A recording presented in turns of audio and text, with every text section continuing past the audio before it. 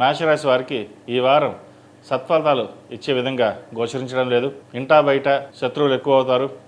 మనం చేసే పని ఎదిరించే వాళ్ళు ఎక్కువ అవుతారు. ఏ పని చేసినా వెనక్కి వెళ్ళడం జరుగుతూ ఉంటుంది. ఎందుకు ఇంత ధోరణి అనే ఒక రకంగా ఏర్పడుతుంది. వీరికి ఏలినాటి శని ప్రారంభమైంది.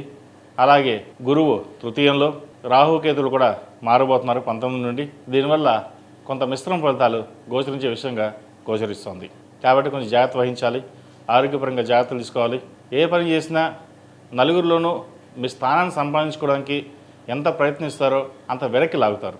అది విద్య విషయంలో కావచ్చు, వ్యాపార విషయంలో కావచ్చు, ఉద్యోగ విషయంలో కావచ్చు. ప్రభుత్వపరమైన ఇబ్బందులు ఉంటాయి.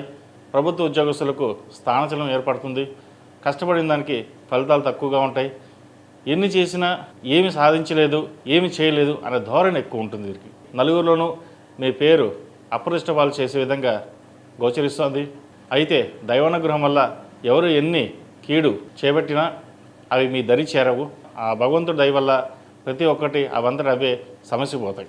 అలాగే కోర్టు వ్యవహారాలకు సంబంధించి, స్థిరాస్తులకు సంబంధించి విషయ వ్యవహారాలు ఏవైతే ఉన్నాయో క్షుణ్ణంగా పరిశీలించుకోవడం చెప్పదగిన సూచన.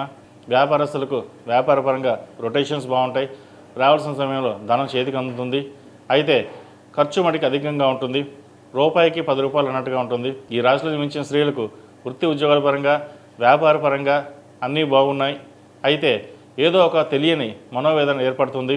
సంతానపరంగా కావచ్చు, వృత్తి ఉద్యోగాల పరంగా, వ్యాపార పరంగా అంత సానుకూల పరిస్థితి గోచరించడం లేదు వీళ్ళకి. తద్వారా ఆరోగ్యపరంగా ఇబ్బందులు పెట్టే అవకాశం గోచరిస్తుంది. మన అనుకున్న వాళ్ళే మోసం చేశారన్న మనోవేదన వీరికి ఎక్కువగా ఏర్పడుతుంది. అయితే ప్రతిరోజు ప్రతినిత్యం పరమేశ్వరుని ధ్యానం చేసుకోండి, మంచి ఫలితాలు ఉంటాయి. ఎందుకంటే చెప్పే రాశి ఫలితాలు ఏదైనా సరే 100కి 100% జరుగుతాయని కాదు. ఇది మానవ ప్రయత్నం. చెప్పడం వరకు మన ధర్మం కాబట్టి కొంతవరకు మనం చెప్పడం జరుగుతుంది. ఏదైనా ఇచ్చేవాడు ఉంటే ఆ పరమేశ్వరుడే. ఆ పరమేశ్వరుని ధ్యానం చేసుకోవడం వల్ల మంచి ఫలితాలు ఉంటాయి. ఈ రాశిలో జన్మించిన వారు ప్రతిరోజు ప్రతినిత్యం ఓం నమః శివాయతో దీపారాధన చేయడం, అలాగే మంగళవారం నాడు సుబ్రహ్మణ్య స్వామికి అభిషేకం చేయించడం చెప్పదగిన సూచన.